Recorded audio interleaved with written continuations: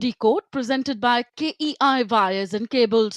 विकसित भारत का विकसित वायर को powered by Mongia steels, steel का बादशाह। इन एसोसिएशन विद चले ज्यादा और पैसे बचाए, इसीलिए अब से जो धोए वो धो डाला।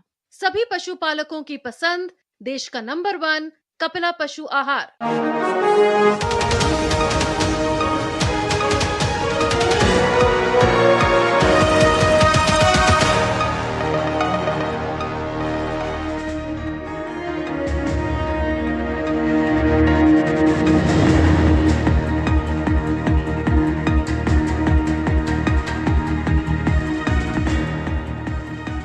नमस्कार, मैं हूं सुधीर चौधरी और डिकोड में आपका स्वागत है। तो आइए आज की खबरों को डिकोड करते हैं। इस समय की सबसे बड़ी खबर यह है कि अब से ठीक 12 घंटे के बाद अमेरिका के राष्ट्रपति डोनाल्ड ट्रंप का 50% टैरिफ भारत पर लागू हो जाएगा। अब बड़ा सवाल यह है कि अगर भारत के 146 करोड़ लोग ये ठान लें कि वो मिलकर इसका जवाब देंगे, तो क्या अमेरिका को भारत कड़ा जवाब दे सकता है? ट्रंप के टैरिफ से मुकाबला करने का यही एकमात्र रास्ता है कि भारत के लोग स्वदेशी सामान बनाएं भी और खरीदें भी। इसलिए आज देश में इंडिया फाइट्स बैक की चर्चा हो रही है। क्या वो दिन आ चुका है जब पूरी दुनिया में भारत में बनी इलेक्ट्रिक कार्स चलेंगी और भारत की हर दुकान पर यह बोर्ड लगा होगा कि यहां सिर्फ स्वदेशी सामान ही मिलता है? आज इसे डिकोड करेंगे। इसके बाद हम बिना मेहनत किए वजन घटाने की चाहत को डिकोड करेंगे। दुनिया भर में बड़ी संख्या में लोग आजकल अपना वजन घटाने के लिए वेट लॉस ड्रग्स का इस्तेमाल कर रहे हैं, लेकिन अब पता चला है कि इन दवाइयों के बहुत खतरनाक साइड इफेक्ट्स भी होते हैं। बड़ी संख्या में लोगों ने यह शिकायत की है कि इन दवाइयों को खाने के बाद उनके पेट में समस्याएं हो रही हैं और कई मामलों में तो लोगों की आंखों की रोशनी भी कम हो गई है। ये बहुत खतरनाक बात है। इसलिए अगर आप इन दवाइयों को लेने के बारे में सोच रहे हैं या ले रहे हैं, तो आज का ये विश्लेषण सिर्फ आपके लिए है। और आखिर में आपको कश्मीर में पुलवामा के एक स्टेडियम की तस्वीर दिखाएंगे। ये तस्वीरें देखकर आपको लगेगा जैसे आप दिल्ली या मुंबई में आईपीएल का कोई मैच देख रहे हैं। ये नए कश्मीर की सबसे सुखद तस्वीर है, जहां रात के अंधेरे में हजारों की संख्या में लोग फ्लड लाइट्स में क्रिकेट का मैच देखने के लिए आए हैं। ये वो इलाका है जहां कुछ वर्ष पहले रात में घर से बाहर निकलने में भी डर लगता था। लेकिन आज की सबसे बड़ी खबर यह है कि अमेरिका ने भारत पर एक्स्ट्रा टैरिफ लगाने का आधिकारिक नोटिस जारी कर दिया है और भारतीय समय के मुताबिक लगभग 12.5 घंटे के बाद यानी 27 अगस्त को सुबह 9:31 पर अमेरिका का 50% टैरिफ भारत पर लागू हो जाएगा। और आज ही प्रधानमंत्री मोदी ने गुजरात में मेक इन इंडिया का एक नया अध्याय शुरू किया है। उन्होंने मारुति सुजुकी की पहली इलेक्ट्रिक कार को एक्सपोर्ट के लिए आज रवाना किया। पूरी तरह से भारत में बनी इस कार को दुनिया के 100 देशों और यहां तक कि जापान में भी एक्सपोर्ट किया जाएगा। मारुति सुजुकी के इस प्लांट में हर साल 7.5 लाख गाड़ियां बनाई जाएंगी। और अमेरिका के राष्ट्रपति डोनाल्ड ट्रंप ने 6 अगस्त को रशिया से तेल खरीदने पर भारत के खिलाफ टैरिफ का ऐलान किया था। जैसा कि आप सब जानते हैं, इसका मतलब यह है कि ये जो टैरिफ हैं अब कल से लागू हो जाएंगे और इस टैरिफ का जवाब भारत मेक इन इंडिया की मदद से दे रहा है। और ये आज की तस्वीरें हैं जो इस समय आप देख रहे हैं अपनी स्क्रीन पर। आप एक तरफ डोनाल्ड ट्रंप को देख रहे हैं जो 50% टैरिफ भारत पर लगा देंगे कल से, और दूसरी तरफ प्रधानमंत्री मोदी हैं जो इंडिया फाइट्स बैक को लीड कर रहे हैं। और आज वो गुजरात में मारुति सुजुकी के प्लांट में गए जहां पर made in India electric car बनाई जा रही है और ये कार दुनिया के 100 देशों में बेची जाएगी। कल पूरे देश में गणेश चतुर्थी का त्यौहार मनाया जाएगा। सनातन धर्म में कोई भी नया काम शुरू करने से पहले भगवान गणेश की पूजा की जाती है और आज प्रधानमंत्री मोदी ने मेक इन इंडिया की मदद से अमेरिका के टैरिफ का जवाब देने की रणनीति का भी श्री गणेश कर दिया है। गणेश उत्सव के इस उल्लास में आज भारत की मेक इन इंडिया इस यात्रा में एक नया अध्याय जुड़ रहा है। ये make in India, make for the world हमारे उस लक्ष्य की तरफ एक बड़ी छलांग है। आज से भारत में बने इलेक्ट्रिक व्हीकल्स 100 देशों को एक्सपोर्ट किए जाएंगे।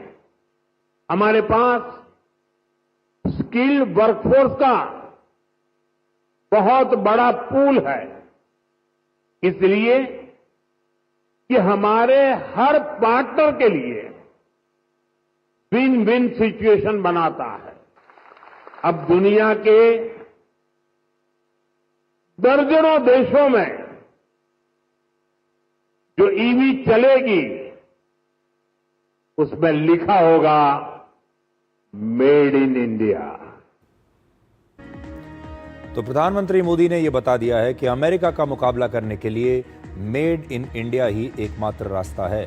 अमेरिका के टैरिफ का जवाब देने में आप सब यानी हमारे देश के 146 करोड़ लोग भी बहुत मदद कर सकते हैं। आपको भी इसमें अपना रोल निभाना पड़ेगा, आपको भी इस मुहिम में पार्टनर बनना पड़ेगा। और आप पार्टनर कैसे बन सकते हैं?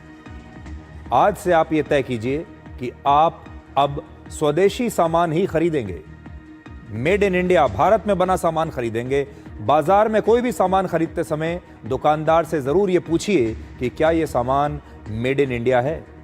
ऑनलाइन सामान खरीदते समय भी आप ये जांच कर सकते हैं कि ये सामान कहां का बना हुआ है, और देश के दुकानदार भी ये तय कर लें अगर कि विदेशी सामान बेचने के बदले वो बहुत गर्व से अपनी दुकान पर एक बोर्ड लगाएंगे जिसमें लिखा होगा कि यहां भारत में बना स्वदेशी सामान ही बेचा जाता है, तो फिर ये एक बड़ी मुहिम बन सकती है।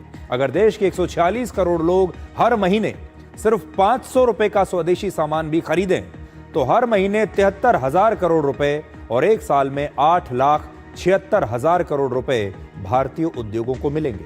इस उदाहरण से आप समझ सकते हैं कि भारत के कंज्यूमर्स की आर्थिक ताकत यानी भारत के जो ग्राहक हैं, हम सब लोग अगर मिल जाएं तो हमारी आर्थिक ताकत कितनी बड़ी है। हम किसी भी सामान को हिट कर सकते हैं और किसी भी सामान को फ्लॉप कर सकते हैं। आप जरूर जितना मैं आपको बता रहा हूं इससे कहीं ज्यादा कीमत का सामान हर महीने खरीदते होंगे, लेकिन मेड इन इंडिया सामान खरीदने पर जोर देकर आप यह तय कर सकते हैं कि आपका पैसा देश के अंदर रहेगा। देश में जो सामान बनाने वाले लोग हैं, हमारे देश की कंपनियां हैं, उनके काम आएगा, आपका पैसा उन तक पहुंचेगा और देश की ताकत बढ़ाने पर आपका ये पैसा खर्च होना चाहिए। ये एआई की मदद से हमने आज देश की दुकानों के बारे में ये छोटा सा वीडियो आपके लिए बनाया है कि अब हमारी कल्पना में भारत की दुकानें कैसी होनी चाहिए, बाजार कैसे होने चाहिए, वहां पर बोर्ड लगे होने चाहिए कि यहां स्वदेशी सामान मिलता है, मेड इन इंडिया, स्वदेशी। चारों तरफ जब आप बाजार में जाएं तो आपको यह बोर्ड देखने को मिले। अमेरिका ने यह 50% टैरिफ लगाकर भारत के 146 करोड़ लोगों को बहुत बड़ी चुनौती दी है और भारत के सभी लोग मिलकर मेड इन इंडिया की इस ताकत से अमेरिका को जवाब दे सकते हैं। हर भारतीय मेड इन इंडिया सामान को अपनाएगा तो न सिर्फ हमारी अर्थव्यवस्था मजबूत होगी बल्कि दुनिया को भी यह संदेश जाएगा कि भारत अब आत्मनिर्भर हो चुका है और भारत को किसी की जरूरत नहीं। स्वदेशी ये हमारा जीवन मंत्र बनना चाहिए दोस्तों। गर्व से स्वदेशी की तरफ चल पड़ो। और यहां जापान के द्वारा जो चीजें बन रही है ना, ये भी स्वदेशी है। मेरी स्वदेशी की व्याख्या बहुत सिंपल है। पैसा किसका लगता है उससे मुझे कोई लेना देना नहीं है। वो डॉलर है, पाउंड है, वो करेंसी काली है, गोरी है, मुझे कोई लेना देना नहीं है। लेकिन जो प्रोडक्शन है उसमें पसीना मेरे देशवासियों का होगा। पैसा किसी का, पसीना हमारा। जो प्रोडक्शन होगा उसमें महक मेरी देश की मिट्टी की होगी, मेरी भारत मां की होगी। स्वदेशी के मार्ग के लिए मैं आज मेरे देशवासियों को निमंत्रण दे रहा हूं, मैं आपको निमंत्रण दे रहा हूं। आइए हम सब चल पड़े। 2047 विकसित भारत बना के रहेंगे। राष्ट्रपति ट्रंप के आदेश के बाद भारत के खिलाफ अब एक नोटिस जारी कर दिया गया है और यह नोटिस है 50% टैरिफ का। जैसा मैं आपको बार बार बता रहा हूं, ये 50% टैरिफ कल से भारत पर लागू हो जाएगा और इस नोटिस में 4 बड़ी बातें हैं। पहला, 27 अगस्त को सुबह 9:31 के बाद जिन भारतीय वस्तुओं को अमेरिका के बाजारों में बेचा जाएगा, अमेरिका भेजा जाएगा, उन पर नया टैरिफ लगेगा। अमेरिका ने पहले ही भारत पर 25% टैरिफ लगाया था और फिर 25% टैरिफ बाद में और बढ़ा दिया क्योंकि हम रशिया से तेल खरीद रहे हैं, इसलिए यह टैरिफ एक पेनल्टी है। यानी कुल मिलाकर अब भारत पर 50% टैरिफ अमेरिका कल से लगा देगा।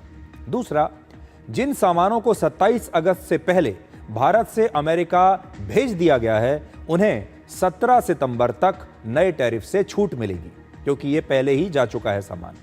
तीसरा, भारत का स्टील, आयरन, एल्यूमिनियम, ऑटोमोबाइल सहित कई और दूसरे ऐसे सामान हैं भारत के जिन पर नए टैरिफ की नई दरें अब लागू होंगी, जिससे इन सारे सामानों की कीमत अमेरिका में पहले के मुकाबले बढ़ जाएगी और इसीलिए बार बार ये बात कही जा रही है कि पहले जो सामान अमेरिका के बाजारों में सस्ते दाम पर मिलता था, अब वो महंगा हो जाएगा। और चौथी बात, फार्मा यानी दवाइयां, आईटी कंपनियां और इलेक्ट्रॉनिक्स इंडस्ट्री जैसे मोबाइल फोन और सेमीकंडक्टर्स, इन सब को पहले ही टैरिफ से छूट दे दी गई है। तो ये जो सारी चीजें हैं जो आपकी स्क्रीन पर हैं, इन पर टैरिफ से छूट है, इन पर कोई असर नहीं पड़ेगा। और ये जो 4 सेक्टर्स मैं आपको दिखा रहा हूं, इसका हमारे एक्सपोर्ट में लगभग 52% का हिस्सा है।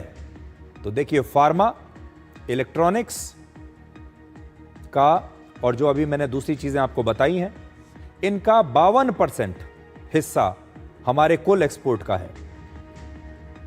यानी ये वो हिस्सा है जिसे अमेरिका ने खुद ही एक्स्ट्रा टैरिफ से बाहर रखा है, इन पर कोई असर नहीं पड़ेगा।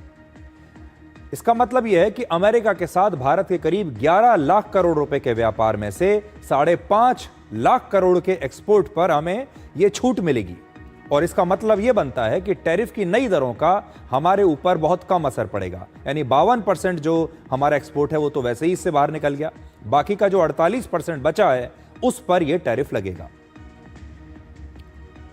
और इसमें फार्मा, आईटी और इलेक्ट्रॉनिक्स जो है उस पर यह छूट मिली है। अब एक तरफ डोनाल्ड ट्रंप भारत पर 50% टैरिफ लगा रहे हैं और दूसरी तरफ अमेरिका के ही एक मशहूर वित्तीय संस्थान जिसे मॉर्गन स्टैनली कहते हैं, मॉर्गन स्टैनली ने अपने नई रिपोर्ट में भारत को दुनिया का सबसे प्रतिष्ठित उपभोक्ता बाजार बताया है। तो इन बड़ी बड़ी कंपनियों का और मॉर्गन स्टैनली का यह कहना है कि भारत दुनिया का सबसे बड़ा बाजार है, सबसे ज्यादा प्रतिष्ठित बाजार है और दुनिया भर की सब जितनी भी बड़ी बड़ी कंपनियां हैं, जितनी मल्टीनेशनल कंपनियां हैं, सबकी नजर भारत पर है, सबकी नजर भारत के बाजार पर है और बड़ी बड़ी कंपनियां भारत में आकर अपनी दुकान लगाना चाहती हैं, निवेश करना चाहती हैं, यहां पर अपना प्लांट लगाना चाहती हैं, यहां मैन्युफैक्चरिंग करना चाहती हैं और इस बाजार में अपना सामान बेचना चाहती हैं।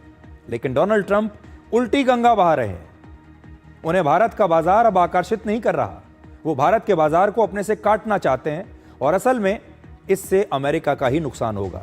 नुकसान भारत का होगा लेकिन बहुत मामूली, ज्यादा नुकसान होगा अमेरिका का। और उसमें भी अगर भारत ने मेक इन इंडिया शुरू कर दिया तब तो भारत का यह नुकसान भी नहीं होगा। अब आपको यह बताते हैं कि अमेरिका के टैरिफ का मुकाबला करने के लिए मेक इन इंडिया के साथ भारत के पास और दूसरे कौन से विकल्प हैं, भारत कैसे फाइट बैक कर सकता है।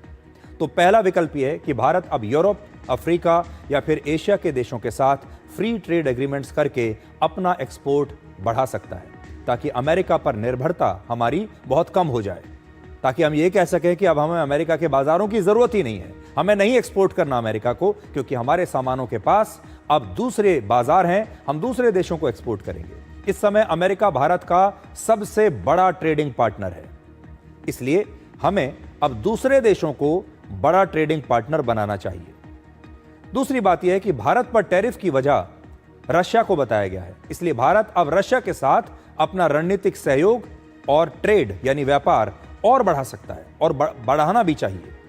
तीसरा, भारत अपने टेक्सटाइल, ऑटो और अमेरिका के टैरिफ से प्रभावित दूसरे सेक्टर्स को बढ़ावा देने के लिए उन्हें अलग से सब्सिडी दे सकता है, जैसा कि चीन कर सकता है। अब समय आ गया है जब हम अपनी इंडस्ट्री को और ज्यादा बड़ा बनाएं, उन्हें ज्यादा सुविधाएं दें, उन्हें और ज्यादा सब्सिडीज दें, ताकि वो दुनिया की बड़ी बड़ी कंपनियों के सामने आकर टिक सकें। और चौथा ये कि अमेरिका से जो सामान भारत खरीदता है उन पर अब जवाबी टैरिफ लगाया जा सकता है। हमें भी अमेरिका पर उल्टा उतना टैरिफ लगा देना चाहिए जैसे चीन कर रहा है, जिससे अमेरिका का वो सारा सामान अब भारत में महंगा हो जाएगा। भारत अमेरिका से कच्चा तेल लेता है, पेट्रोलियम और डायमंड्स जैसे कई दूसरे सामान खरीदता है। अमेरिका के टैरिफ का मुकाबला करने के लिए भारत, रशिया और चीन ये तीन देश मिलकर एक अपना ट्रोइका बना सकते हैं। ये ट्रोइका जो है ये रशियन भाषा का शब्द है। रशिया में ट्रोइका का मतलब होता है एक ऐसा रथ जिसे तीन घोड़े मिलकर खींचते हैं, या फिर एक ऐसा ग्रुप जिसमें तीन लोग मिलकर काम करते हैं। और ये जो तीन घोड़े हैं जो मिलकर इस समय दुनिया को खींच सकते हैं, ये हैं भारत, चीन और रशिया। और इसीलिए हम इसे एक नया ट्रोइका कह रहे हैं। एक ट्रोइका अगर ये बन जाएगा तो फिर ये अमेरिका को एक कड़ी टक्कर दे सकता है। रशिया इस समय दुनिया में तेल का तीसरा सबसे बड़ा सप्लायर है, जबकि भारत और चीन दुनिया में तेल का इस्तेमाल करने वाले, तेल को खरीदने वाले दो सबसे बड़े देश हैं। अगर रशिया भारत को डिस्काउंट पर तेल की सप्लाई ऐसे ही करता रहे तो अमेरिका के टैरिफ का असर काफी हद तक कम हो सकता है। ट्रंप के टैरिफ के जवाब में भारत, रशिया और चीन मिलकर एक व्यापारिक गठबंधन भी बना सकते हैं। इन तीनों देशों को मिलाकर एक बहुत बड़ा बाजार बनेगा, जिसमें लगभग 3 अरब लोग होंगे, जो दुनिया की आबादी का करीब 40% हिस्सा है। यानी सिर्फ एनर्जी और ट्रेड को ही अगर हम मिला दें तो इस ट्रोइका के जरिए एक ऐसी साझेदारी बन सकती है जो दुनिया में एक नए वर्ल्ड ऑर्डर की शुरुआत कर सकती है। आज प्रधानमंत्री मोदी मेक इन इंडिया के जरिए देश को आत्मनिर्भर बनाकर अमेरिका को जवाब दे रहे हैं। और आज से 83 वर्ष पहले 1942 में महात्मा गांधी ने अंग्रेजों के खिलाफ भारत छोड़ो आंदोलन शुरू करके स्वदेशी अपनाने की अपील की थी। इसलिए यह भारत में पहली बार नहीं हो रहा, एक बार पहले भी हो चुका है। महात्मा गांधी की एक आवाज पर उस समय देश के 38 करोड़ लोगों ने एकजुट होकर चरखे के जरिए आत्मनिर्भरता की लड़ाई लड़ी। और इस समय आज 2025 में भारत के 146 करोड़ लोग स्वदेशी सामान खरीदकर मेक इन इंडिया की ताकत को बढ़ा सकते हैं। प्रधानमंत्री मोदी ने टैरिफ के खिलाफ अभियान को मजबूती देने के लिए अभी आपने देखा होगा जीएसटी की दरों में भी बहुत कमी की है। अब जब जीएसटी की दरें कम हो जाएंगी तो इससे भारत में बनने वाला सामान सस्ता हो जाएगा, उसकी कीमत बाजार में और कम हो जाएगी। भारत की कंपनियां देश में ज्यादा सामान बेच पाएंगी और देश के लोगों को भी सस्ते दामों पर सामान मिलने लगेगा। ये एक बहुत बड़ा कदम है भारत सरकार का, जीएसटी को कम करना। और घरेलू डिमांड बढ़ने की वजह से हमारी मेक इन इंडिया जो मुहिम है और हमारी जो स्वदेशी कंपनियां हैं, इनकी एक्सपोर्ट पर निर्भरता कम हो जाएगी। ये जितनी बड़ी बड़ी कंपनियां हैं, अब इन्हें एक्सपोर्ट करने की जरूरत ही क्या है, जब इनका सारा सामान अगर भारत में ही बिकने लगेगा तो इनका जो नुकसान है उसकी भरपाई हम अपने बाजार से कर सकते हैं। भारत के खिलाफ नोटिस जारी करने के बाद अमेरिका के राष्ट्रपति ट्रंप अब चीन को भी ऐसे ही टैरिफ लगाने की धमकी दे रहे हैं। उन्होंने कहा है कि अगर चीन ने अमेरिका को रेयर अर्थ मैग्नेट्स बेचना शुरू नहीं किया तो अमेरिका 200% तक टैरिफ चीन पर लगा सकता है। रेयर अर्थ मैग्नेट्स का इस्तेमाल इलेक्ट्रॉनिक्स, सैन्य उपकरण और इलेक्ट्रिक व्हीकल्स में किया जाता है। रेयर अर्थ मिनरल से ही रेयर अर्थ मैग्नेट्स बनाए जाते हैं और चीन रेयर अर्थ मैग्नेट्स के मामले में पूरी दुनिया में पहले नंबर पर है। इसी महीने अमेरिका ने चीन के खिलाफ टैरिफ को 90 दिनों के लिए रोक दिया था, यह सोचकर कि चीन शायद ये सप्लाई शुरू कर देगा। इसके बावजूद दोनों देशों के बीच रेयर अर्थ मैग्नेट्स को लेकर विवाद बढ़ता जा रहा है। अब ट्रंप ने कहा है कि अमेरिका चीन पर बहुत बड़ी लेवरेज यानी ताकत रखता है, जिसका इस्तेमाल करके वो चीन को नष्ट भी कर सकता है। We have a much more powerful thing that's tariffs.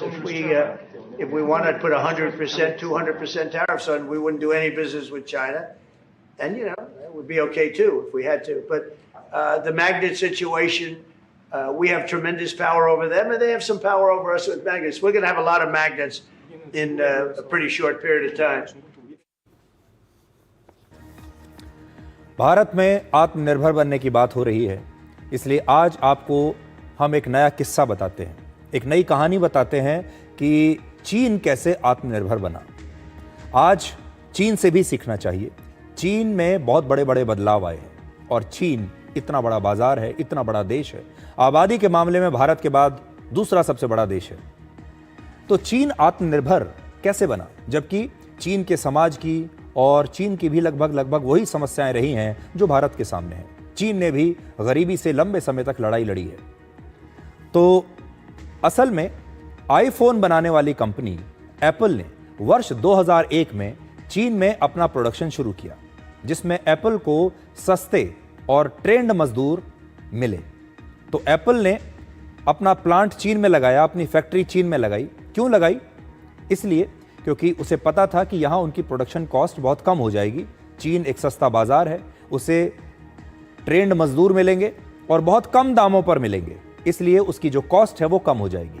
तो उसने अपने फायदे के लिए चीन में अपनी फैक्ट्रियां लगाई और चीन के इंजीनियर्स और मजदूरों ने सप्लाई चेन और मैन्युफैक्चरिंग का आधुनिक तरीका एप्पल से सीख लिया और फिर एप्पल के इसी मॉडल की नकल करके चीन आज दुनिया में सबसे ज्यादा मोबाइल फोन बनाने वाला देश बन गया।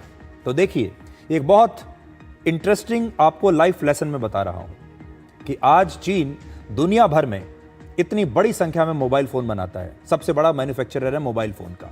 कहां से सीखा उसने? एप्पल जब आया चीन में तो चीन के इंजीनियर्स ने, चीन के लोगों ने एप्पल की इस टेक्नोलॉजी को देख लिया और उन्होंने ये सोचा कि हम भी एप्पल जैसा फोन बना सकते हैं, बल्कि इससे बेहतर फोन बना सकते हैं और इससे भी सस्ता फोन बना सकते हैं। और आज पूरी दुनिया में चीन में बने फोन सबसे सस्ते माने जाते हैं। चीन के बने फोनों ने पूरी दुनिया के मार्केट को कैप्चर करके रखा हुआ है। भारत में भी बड़ी संख्या में आपने देखा होगा चीन में बने फोन आप में से बहुत सारे लोगों के पास होंगे। तो एक तो ये उदाहरण है कि एप्पल ने असल में चीन की कितनी मदद कर दी फोन बनाने की टेक्नोलॉजी देकर। इसी तरह एक और कंपनी है टेस्ला। टेस्ला ने भी चीन में अपनी फैक्ट्री लगाई और टेस्ला गाड़ियों का निर्माण चीन में शुरू किया, इसीलिए कि चीन का जो बाजार है वो सस्ता है, मैन्युफैक्चरिंग सस्ती है, मजदूर सस्ते हैं और टेस्ला को बहुत पैसा बचेगा अगर उसकी प्रोडक्शन कॉस्ट कम हो जाए। इस मंशा से टेस्ला ने अपनी फैक्ट्री इलेक्ट्रिक कार की चीन में लगा दी और चीन की कंपनियों ने पहले टेस्ला से सीखा कि कैसे गाड़ी बनती है और फिर सस्ते इलेक्ट्रिक व्हीकल्स बनाकर उन्होंने आज टेस्ला को ही पीछे छोड़ दिया। आज चीन इलेक्ट्रिक व्हीकल्स और इलेक्ट्रिक कार बनाने वाला दुनिया का सबसे बड़ा देश बन गया है। आज चीन की कंपनी है जिसका नाम है BYD। BYD दुनिया की सबसे बड़ी ईवी कंपनियों में से एक बन गई है। यूरोप में आज BYD की जो इलेक्ट्रिक कार्स हैं वो ज्यादा संख्या में बिक रही हैं और टेस्ला कम बिक रही है। टेस्ला को बीट कर दिया है BYD ने। यानी चीन की कंपनियां विदेशी कंपनियों से बहुत तेजी से ये टेक्नोलॉजी सीखती हैं और फिर खुद का अपना एक ग्लोबल ब्रांड बना लेती हैं। वो सीखते बहुत जल्दी हैं, इंप्लीमेंट बहुत जल्दी करते हैं और उसी प्रोडक्ट को और बेहतर बनाकर, सस्ते दाम में बनाकर दुनिया के सामने पेश कर देते हैं। ये हमें चीन से सीखना है। और आपने देखा होगा 15 अगस्त को स्वतंत्रता दिवस के दिन प्रधानमंत्री ने यही कहा था कि भारत के लिए जो मंत्र है वो यही है, दाम कम और दम ज्यादा। चीन ने भी यही किया। एप्पल का मॉडल देखा, फोन बना दिया एप्पल से कहीं ज्यादा सस्ते दाम पर, एप्पल से आधे दाम पर उन्होंने फोन बना दिया जिसमें दम ज्यादा था। इसी प्रकार से टेस्ला को देखा, टेस्ला से आधे दाम पर टेस्ला से ज्यादा अच्छी गाड़ी उन्होंने बनाकर दुनिया के सामने रख दी। इस समय एप्पल भारत में अपने स्मार्टफोन्स बना रहा है और टेस्ला के शोरूम भी भारत में खुल चुके हैं।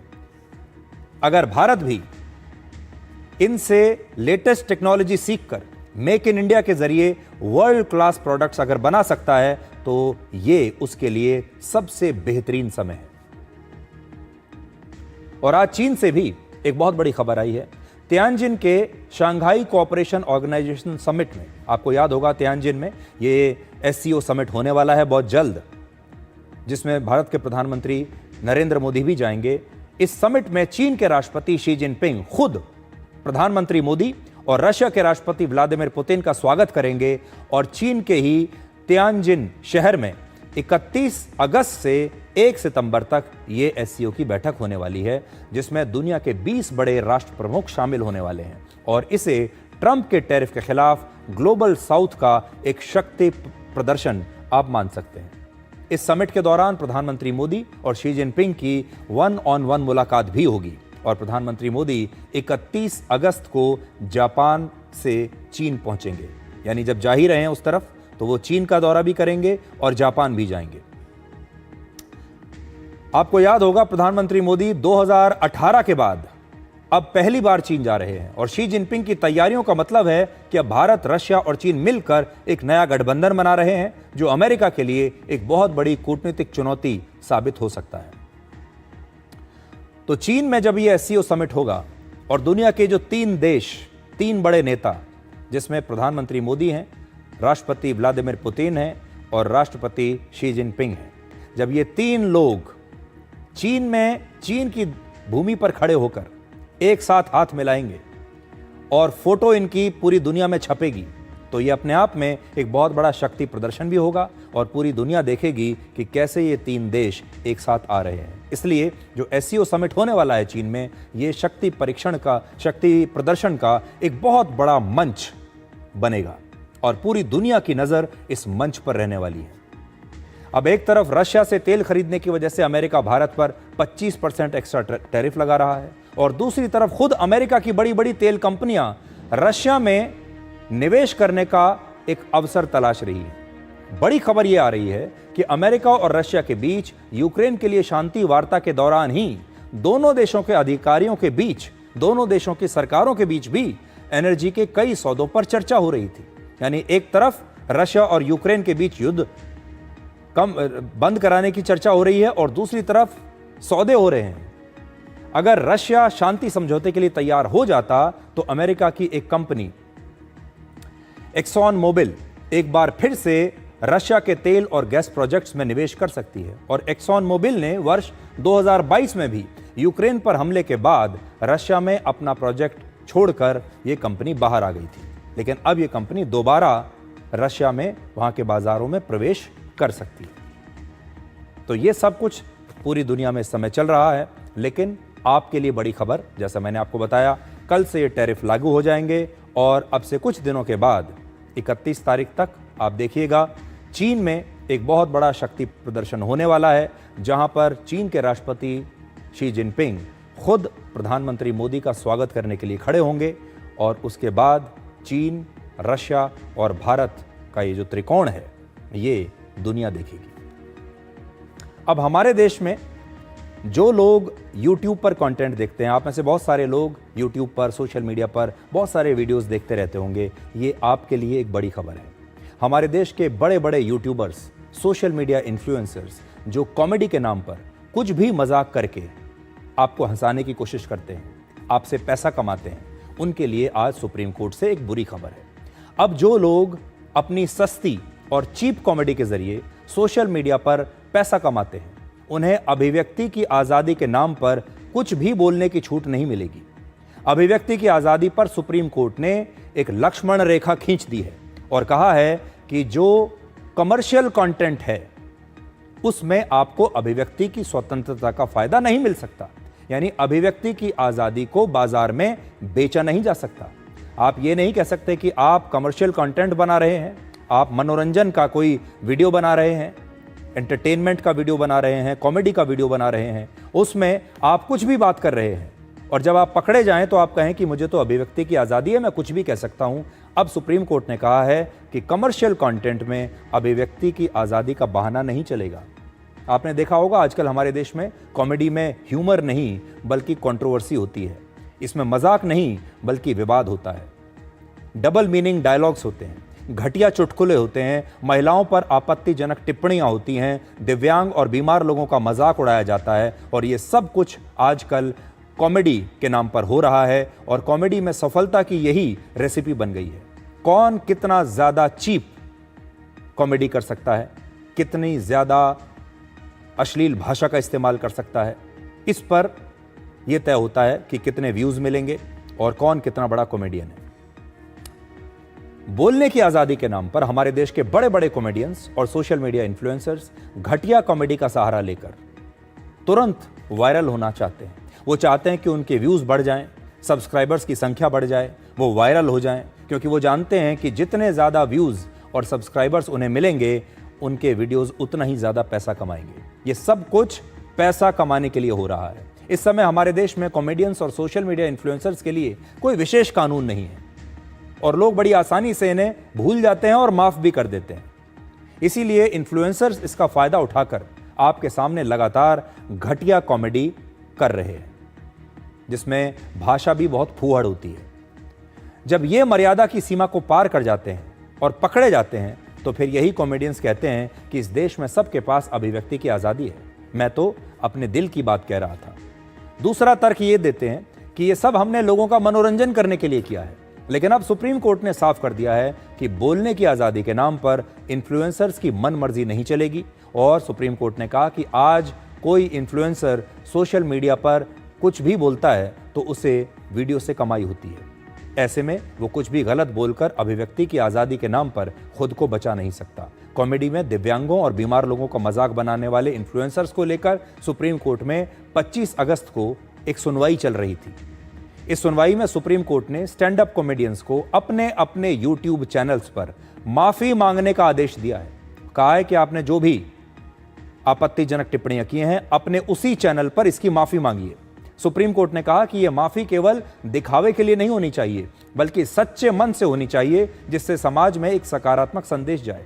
सुप्रीम कोर्ट के मुताबिक अभिव्यक्ति की स्वतंत्रता का मतलब यह नहीं कि किसी की शारीरिक कमजोरी या बीमारी का मजाक उड़ाया जाए। कोर्ट ने यह भी कहा कि कॉमेडी जीवन के लिए जरूरी है, लेकिन कॉमेडी के नाम पर किसी का मजाक नहीं उड़ा सकते। सुप्रीम कोर्ट ने केंद्र सरकार को भी सोशल मीडिया के लिए अब नियम बनाने का आदेश दिया है। अभी तक आपने देखा होगा, ये जो सोशल मीडिया है, यूट्यूब हैं, यूट्यूबर्स हैं, ऐसा लगता है कि इनके ऊपर कोई नियम लागू ही नहीं होता। ये कुछ भी आते हैं, कुछ भी कहते हैं और कुछ भी कहकर चले जाते हैं। इस मामले में अब अगली सुनवाई नवंबर में होने वाली है। आज हमारे देश में कई ऐसे कॉमेडियंस और सोशल मीडिया इन्फ्लुएंसर्स हैं जिनके फॉलोअर्स की संख्या 50 लाख से भी ज्यादा है। आज ये इन्फ्लुएंसर्स कई तरीकों से लाखों करोड़ों रुपए कमाते हैं। यूट्यूब पर 10 लाख व्यूज होने पर 20,000 से लेकर 60,000 रुपए की कमाई होती है। ये राशि कम या ज़्यादा भी हो सकती है। ये कमाई व्यूज़ और सब्सक्राइबर्स पर तय होती है। ये कमाई 1 घंटे या 1 दिन में भी हो सकती है। यानी अगर किसी के 10 लाख व्यूज़ आ जाएं यूट्यूब पर, तो उसे, जो मैं आपको बताने की कोशिश कर रहा हूं, वो ये है कि उसे काफ़ी पैसा वो कमा सकता है। सोशल मीडिया पर किसी ब्रांड के प्रचार के लिए भी एक पोस्ट करने पर ये इन्फ्लुएंसर्स 20,000 से लेकर 2 लाख या कई बार उससे भी कहीं ज्यादा पैसा कमा सकते हैं। इन्फ्लुएंसर्स के अलग अलग शहरों में कॉमेडी शोज भी होते हैं, जिसमें एक टिकट की कीमत औसतन 500 से लेकर 2,000 रुपए तक होती है। और इन कॉमेडियंस की कमाई का यह पूरा कारोबार केवल इस बात पर टिका है कि उनके फॉलोअर्स कितने हैं और उनके वीडियोस पर कितने व्यूज आ रहे हैं। इसलिए आजकल ज्यादा से ज्यादा फॉलोअर्स और व्यूज बढ़ाने के लिए सस्ती और घटिया कॉमेडी हो रही है, जिससे उनके जो वीडियोस हैं वो तुरंत वायरल हो जाएं। आज इन्फ्लुएंसर्स खुद को कंटेंट क्रिएटर बताकर देश के युवाओं को अभद्र भाषा सिखा रहे हैं, अश्लील भाषा सिखा रहे हैं, घटिया बातें करके खुद को कूल दिखाने की कोशिश कर रहे हैं। यहाँ तक कि आपने देखा होगा कि एक वीडियो जिसकी ये सुनवाई चल रही थी, उसमें अपने माता पिता का ही अपमान किया जा रहा है और ये सब कुछ ये कहकर होता है कि हम बड़े कूल हैं। देखिए, हम अपने धर्म का मजाक उड़ा सकते हैं, अपने देश का मजाक उड़ा सकते हैं, यहाँ तक कि अपने माता पिता का मजाक उड़ा सकते हैं, अपने किसी दोस्त के माता पिता का मजाक उड़ा सकते हैं, किसी महिला पर अभद्र टिप्पणी कर सकते हैं, और ये सब कुछ कूल होने के नाम पर या फिर मनोरंजन के नाम पर होता है। सच ये है कि धीरे धीरे ऐसे घटिया कॉमेडी की वजह से पीढ़ी दर पीढ़ी लोगों की सोच बदल रही है और अब वो कॉमेडी में गालियां और फुहड़ता को स्वीकार करने लगे हैं। ऐसा नहीं है कि बिना गाली और बिना घटिया कमेंट्स के कॉमेडी हो नहीं सकती, या देश के किसी मुद्दे पर आप व्यंग नहीं कर सकते। आज मैं आपको 2 उदाहरण देता हूं। पहला, आप में से बहुत सारे लोग ब्रिटेन के मशहूर कॉमेडियन चार्ली चैपलिन को जरूर जानते होंगे और आपने उनके कॉमेडी वीडियोस भी जरूर देखे होंगे। वो बिना एक शब्द बोले लोगों को हंसाते थे। उनकी कॉमेडी में कई बार समाज के लिए बड़ा गंभीर संदेश होता था और आज भी अगर आप उनके ये देखेंगे वीडियोस तो आज भी आप जरूर हंसेंगे। दूसरा उदाहरण है भारत के मशहूर लेखक हरिशंकर परसाई का, जिन्होंने देश के हर बड़े मुद्दे पर व्यंग लिखे और लोगों ने उन्हें बड़ा पसंद किया। दरअसल कॉमेडी करना आसान नहीं है, ये बहुत मुश्किल काम है किसी को हंसाना, और इसके लिए बड़ी मेहनत करनी पड़ती है। कल्पना करनी होगी, सोचना होगा, समाज को करीब से देखना और समझना होगा, तब जाकर कॉमेडी होती है। बहुत मेहनत करनी पड़ेगी। एक एक लाइन सोचने में एक एक हफ्ता लग जाता है। लेकिन हमारे देश के कई ऐसे कॉमेडियंस हैं जो शॉर्टकट अपनाकर रातों रात वायरल होना चाहते हैं। यूट्यूबर्स और सोशल मीडिया इन्फ्लुएंसर्स की तरह क्या राजनीति में भी अभिव्यक्ति की आज़ादी की लक्ष्मण रेखा होनी चाहिए? आज आपके मन में ये बात ज़रूर आएगी कि हमने कॉमेडियंस के बारे में तो कह दिया, सोशल मीडिया इन्फ्लुएंसर्स के बारे में कह दिया, हमारे देश के जो नेता हैं जो दिन रात झूठ बोलते हैं उनके बारे में क्या? आजकल हमारे नेता भी जनता का ध्यान खींचने के लिए शॉर्टकट्स अपनाते हैं। वो झूठे और आपत्तिजनक बयान देते हैं, झूठे आरोप लगाते हैं, देश की संवैधानिक संस्थाओं पर सवाल खड़े कर देते हैं, देश के बड़े पदों पर बैठे व्यक्तियों को निशाना बनाते हैं, रोज नए नए खुलासे करने का दावा करते हैं, लेकिन जब खुलासा होता है तो उसका एक सबूत दे नहीं पाते और वो खुलासा होता ही नहीं है। हमारे संविधान की धारा 19(1)(a) वो कहती है कि देश के सभी नागरिकों को अभिव्यक्ति की आजादी है। ये एक मौलिक अधिकार है, लेकिन इस अधिकार पर राष्ट्रीय सुरक्षा, एकता और अखंडता, किसी व्यक्ति की मानहानि या सामाजिक व्यवस्था को बनाए रखने के लिए प्रतिबंध लगाया जा सकता है। जैसे सुप्रीम कोर्ट ने सोशल मीडिया इन्फ्लुएंसर्स के बोलने की आजादी को शर्तों के साथ बताया है। क्या हमारे देश के नेताओं पर भी अब बोलने की आजादी में कुछ शर्तें हमें लगानी चाहिए? ये विचार मैं आपके लिए आज छोड़ता हूं। आजकल हमारे देश में सब कुछ फटाफट होता है। घर पर 10 मिनट में खाना पहुंच जाता है, 10 मिनट में राशन आ जाता है, 2 मिनट में नूडल्स बन जाते हैं, कुछ ही मिनटों में आपकी टैक्सी घर पर आ जाती है। लेकिन मोटापा घटाने के लिए महीनों नहीं वर्षों तक मेहनत करनी पड़ती है। मोटापा घटाने का कोई इंस्टेंट फॉर्मूला नहीं है। आज मोटापा घटाने के लिए हर व्यक्ति कोई ना कोई उपाय खोज रहा है। कोई कई घंटों तक इंटरमिटेंट फास्टिंग करता है, कोई तरह तरह की दवाइयां खा रहा है, कोई जिम में पसीना बहा रहा है या योगा कर रहा है। हर कोई अपनी सहूलियत के हिसाब से वजन घटाने की कोशिश में जुटा हुआ है। आप ये भी कह सकते हैं कि मोटापा हमारे देश की राष्ट्रीय समस्या बन गया है। अब इसके 2 पहलू हैं। एक तो ये कि मोटापा स्वास्थ्य की एक समस्या है, आपको फिट रहना चाहिए, स्वस्थ रहना चाहिए, उसका एक पहलू ये है। लेकिन बहुत सारे लोग वजन इसलिए कम करना चाहते हैं क्योंकि उन्हें अच्छा दिखना है। वो एक फिल्म स्टार की तरह दिखना चाहते हैं, एक मॉडल की तरह दिखना चाहते हैं। मोटापे से पीड़ित हर इंसान ये सोचता है काश कोई ऐसा उपाय मिल जाए जिससे बिना मेहनत के तुरंत मोटापा कम हो जाए, T20 मैच की तरह। ऐसे लोगों को ही टारगेट करने के लिए अब मोटापे को घटाने के लिए भी फटाफट तरीके बाजार में आ गए हैं। और आपने देखा होगा बहुत सारी वेट लॉस ड्रग्स अब बाजारों में आ गई है। कंपनियां ये दावा करती हैं कि एक इंजेक्शन लगाइए और दुबले हो जाइए। किसी कंपनी का दावा है कि हमारा ये पैकेज लीजिए और कुछ ही महीनों में आपका वजन कम हो जाएगा और आप एक हीरो के जैसे लगने लगेंगे। अब तो आपका वजन कम करने के लिए अलग अलग तरह की सर्जरीज भी हो रही हैं, लेकिन वजन घटाने के सभी शॉर्टकट्स जानलेवा साबित हो रहे हैं। इसके काफ़ी साइड इफ़ेक्ट्स हो रहे हैं और एक दवा है जिसके बारे में आजकल पूरी दुनिया में चर्चा है, आपने भी उसका नाम सुना होगा। उस दवा का नाम है ओजेम्पिक। इस दवा के बारे में दावा किया जाता है कि इसके इंजेक्शन लगाने से वजन कम हो जाता है। लेकिन अब इस दवा को बनाने वाली कंपनी के खिलाफ अमेरिका में ही 1800 से ज्यादा मरीजों ने केस कर दिया है और इस कंपनी को करीब 1700 करोड़ रुपए का हर्जाना देना पड़ सकता है। इस दवा को डेनमार्क की एक फार्मा कंपनी नोवो नॉर्डिस्क बनाती है। लोगों का आरोप है कि इस दवा की वजह से उनके आंखों के देखने की क्षमता कम हो रही है, आंखों की रोशनी कम हो रही है, पेट से जुड़ी कई समस्याएं हो रही हैं। पिछले महीने हमारे देश में एक महिला को मोटापा कम करने के लिए उसने सर्जरी करवाई थी, लेकिन सर्जरी के 3 दिन बाद ही उसकी मौत हो गई। यानी मोटापा कम करने का शॉर्टकट का जो तरीका है वो बेहद खतरनाक हो रहा है। लाइफस्टाइल से जुड़ी बीमारियों को ठीक करने वाली देश की एक मशहूर कंपनी पर हाल ही में 3 लाख रुपए का जुर्माना लगाया गया, क्योंकि इस कंपनी ने मोटापा घटाने को लेकर भ्रामक विज्ञापन दिया था।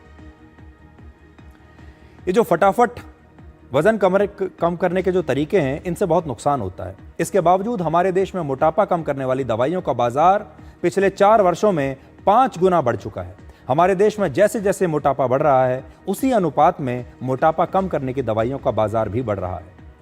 2021 में हमारे देश में मोटापा कम करने वाली दवाइयों का बाजार 133 करोड़ रुपए का था।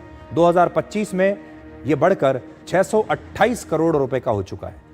इस समय भारत में 25% लोग ऐसे हैं जिन्हें आप मोटे कह सकते हैं, यानी हर 4 में से 1 भारतीय मोटापे की समस्या से परेशान है।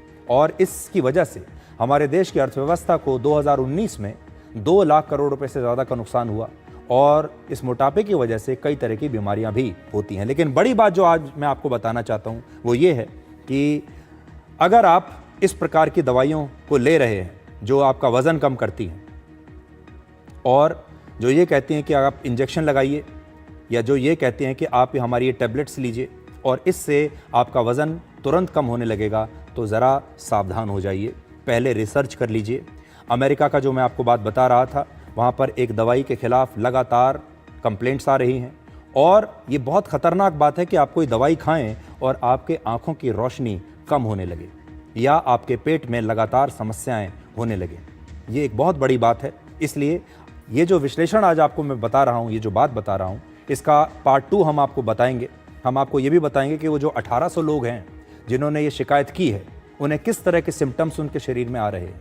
आपने आजकल देखा होगा, बहुत सारे फिल्म स्टार्स को देखा होगा, अपने आसपास भी बहुत सारे लोगों को देखा होगा जो अचानक से जिनका वज़न कम हो गया, अचानक से 10, 15, 20, 25 किलोग्राम वज़न जो है वो उनका कम हो चुका है।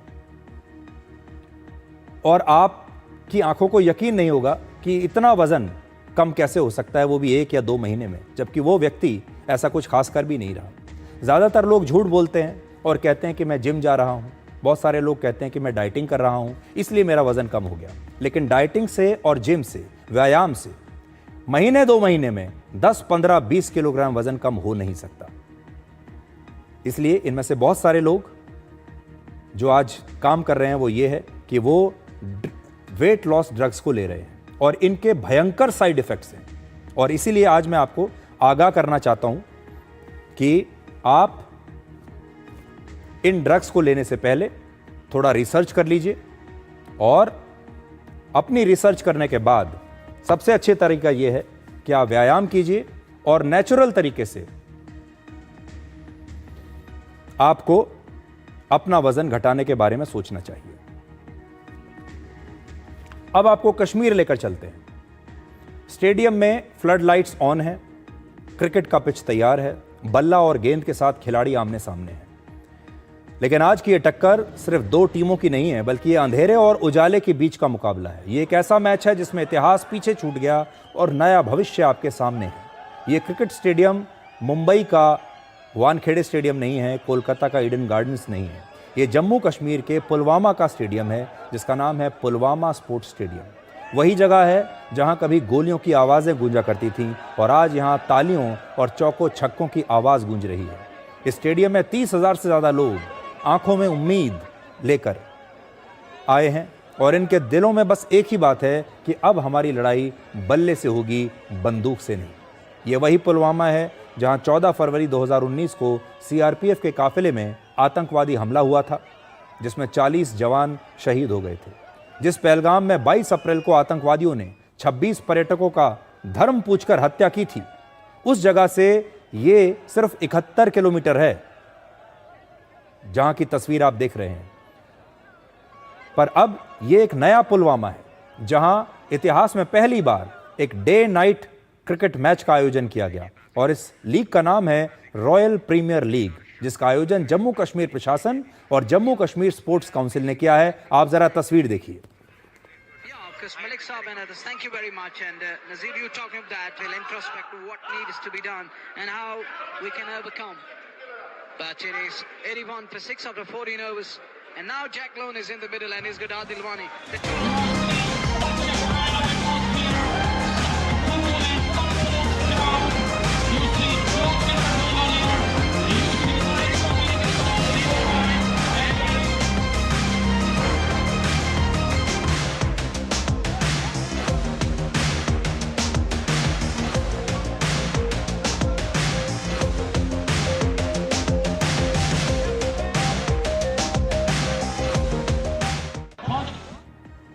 जो हाथ कभी पत्थर उठाते थे, आज वो लैपटॉप और क्रिकेट का बैट उठा रहे हैं।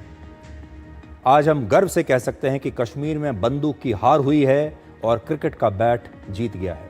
पुलवामा के साथ ही दक्षिण कश्मीर के अनंतनाग, कुलगाम और शोपियां जिलों को पहले आतंकवाद का गढ़ माना जाता था, लेकिन आज यहां भी तस्वीर बदल चुकी है। जम्मू कश्मीर में भारतीय सेना ने क्रिकेट के कई टूर्नामेंट शुरू किए हैं। प्रधानमंत्री मोदी हमेशा से कहते हैं कि कश्मीर भारत का मुकुट है। नया कश्मीर विकास, विश्वास और बदलाव के रास्ते पर आगे बढ़ रहा है और ये तस्वीरें इसी बदलाव का सबसे बड़ा सबूत है। ये नया कश्मीर है जो अपनी तकदीर खुद लिख रहा है और उस तकदीर की स्याही में गोली और बारूद नहीं, अब सिर्फ पसीना, मेहनत और उम्मीद है।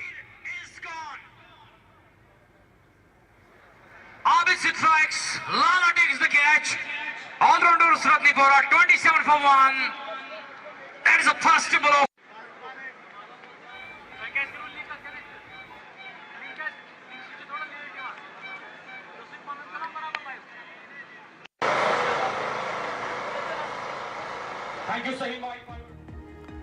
अब एक छोटे से ब्रेक के लिए रुक रहे हैं और ब्रेक के बाद आपको बताएंगे आज इंटरनेशनल डॉग डे के मौके पर इंसानों के साथ उस जानवर के रिश्ते के बारे में आज आपको बताएंगे। और यह रिश्ता आज का नहीं है, हजारों साल पुराना है।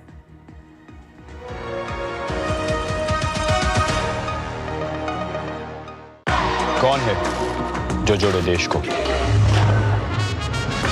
विकसित भारत का विकसित वायर। 4-5 दिनों से तेज बुखार है। सिर, शरीर के जोड़ों और आंखों के पीछे दर्द भी हो रहा है। शरीर पर लाल चट्टे भी हैं।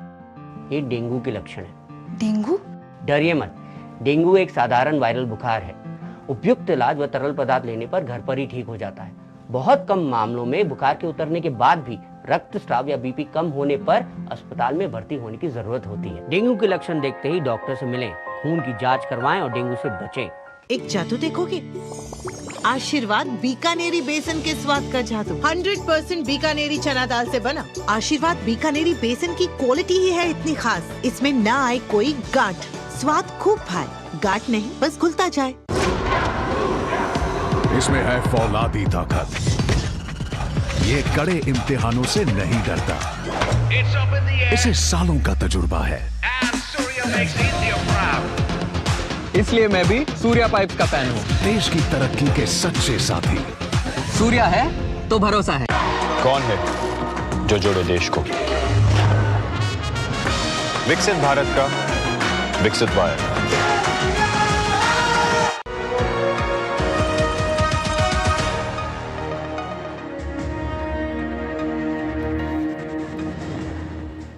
कहते हैं अगर इंसान वफादारी सीखना चाहे तो उसे कुत्तों से वफादारी सीखनी चाहिए। आज इंटरनेशनल डॉग डे है, एक ऐसा दिन जो सिर्फ एक जानवर के लिए नहीं बल्कि उस रिश्ते के लिए मनाया जाता है जो हजारों साल पुराना है।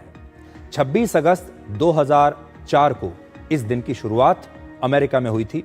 अमेरिका की कॉलिन पेज ने इस दिन की शुरुआत की थी, जो दुनिया भर में एनिमल वेलफेयर के लिए काम करती हैं।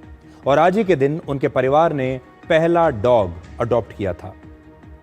इंटरनेशनल डॉग डे का मकसद है दुनिया भर के लोगों में कुत्तों की देखभाल को लेकर जागरूकता पैदा करना। इसके जरिए लोगों को ये याद दिलाया जाता है कि कुत्ते इंसानों के सबसे वफादार दोस्त होते हैं, इसलिए उन्हें ज़्यादा से ज़्यादा लोग अपनाएं, अपने घर में जगह दें और अपने परिवार का हिस्सा बनाएं। इस समय हमारे देश में भी आवारा कुत्तों को लेकर बहस छिड़ी हुई है। सड़क पर जो आपको कुत्ते नजर आते हैं, उन्हें लेकर देश 2 हिस्सों में बटा हुआ है। इन कुत्तों को कहां रखा जाए, ये एक बड़ी चुनौती है और इस पर हमारे देश में भी बहुत बहस चल रही है। कुछ लोग इनसे परेशान हैं और कुछ लोग इनके पक्ष में बात करते हैं।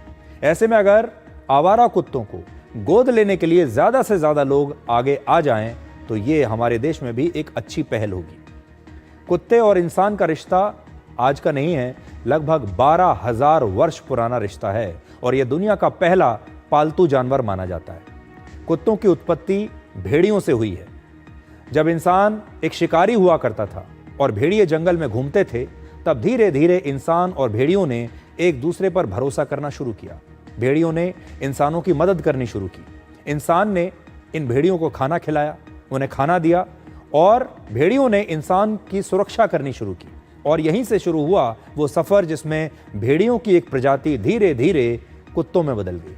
भारत में भी कुत्तों का इतिहास बड़ा पुराना है। रामायण और महाभारत में कुत्तों का जिक्र मिलता है। युधिष्ठिर के साथ स्वर्ग जाने वाले कुत्ते की कहानी आपने भी पढ़ी होगी।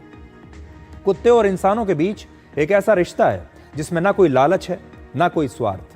वो आपकी भाषा नहीं समझ पाते, लेकिन आपके दिल की हर धड़कन को वो जरूर पढ़ लेते हैं।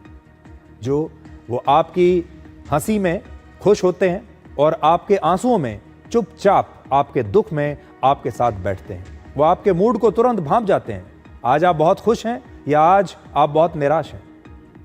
आज दुनिया में 90 करोड़ से ज्यादा कुत्ते हैं और इनमें से लाखों हमारे घरों में परिवार के सदस्यों की तरह रहते भी हैं। इंसान और कुत्ते का रिश्ता शब्दों से नहीं, नजरों से बनता है। वो आपकी आंखों में देखकर समझ जाते हैं कि आप क्या सोच रहे हैं। आप खुश हैं, दुखी हैं या आज आप टूटा हुआ महसूस कर रहे हैं। वो आपसे पूछते हैं कि वो आपके लिए क्या कर सकते हैं। एक इंसान आपको धोखा दे सकता है, लेकिन एक कुत्ता आपको कभी धोखा नहीं देगा। कई स्टडीज के मुताबिक कुत्तों के साथ समय बिताने से आपका डिप्रेशन कम होता है, चिंताएं कम होती हैं और आपका अकेलापन भी दूर होता है। आप खुश महसूस करते हैं और आपकी चिंताएं धीरे धीरे कम होती चली जाती हैं। जब इंसान टूट जाता है, दुखी होता है, तो ये डॉग्स उसे फिर से जीने का कारण देते हैं। कई बार अपने मालिक से बिछड़ने के बाद कुत्ते अपनी पूरी जिंदगी इसी उम्मीद में, इसी आस में गुजार देते हैं कि उनका मालिक एक दिन जरूर वापस लौट कर आएगा। और इसका सबसे बड़ा मशहूर किस्सा है हाचिको का। हाचिको जो जापान के टोक्यो शहर में एक प्रोफेसर का डॉग था।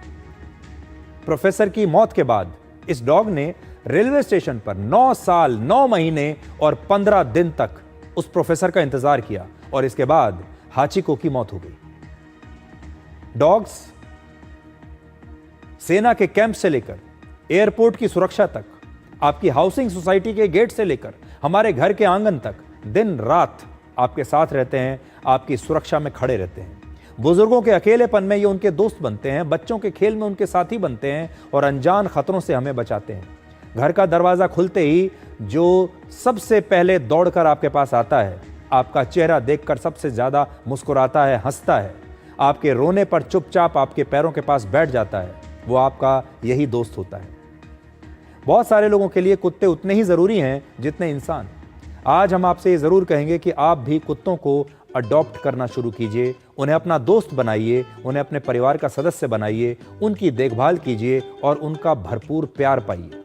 अगर आपके पास एक कुत्ता है तो उसे गले लगाइए और अगर नहीं है तो शायद यही वक्त है एक नया दोस्त बनाने का।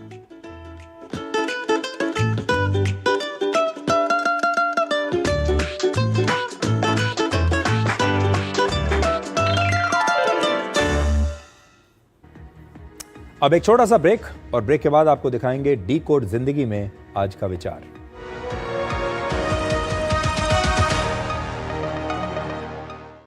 कौन है जो जोड़े देश को?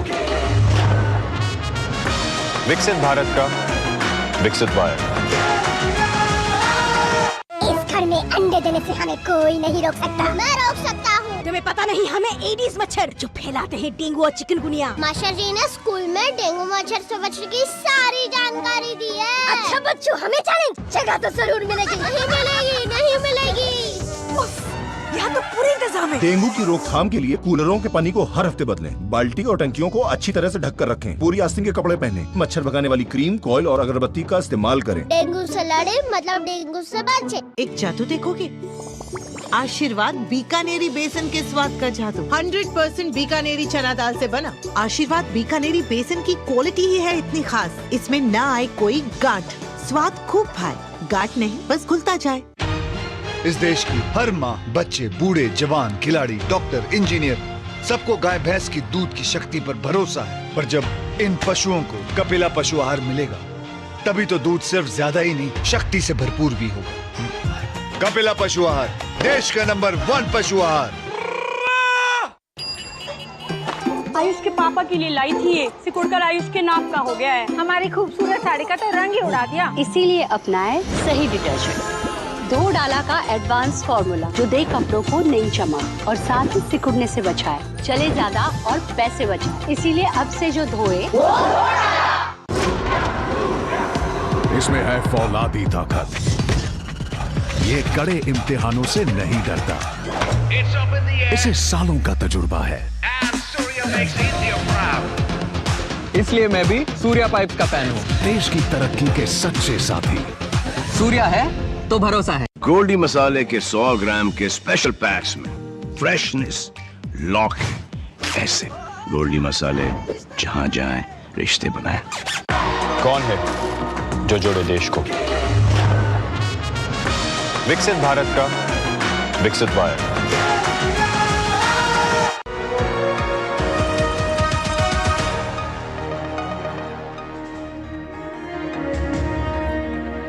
तो आज के लिए डिकोड में इतना ही। अब आपसे हमारी अगली मुलाकात होगी कल रात 9 बजे। तब तक आप खुश रहिए, सुरक्षित रहिए, स्वस्थ रहिए और हमेशा याद रखें, जो सभी का दोस्त होता है वो किसी का दोस्त नहीं होता। नमस्कार।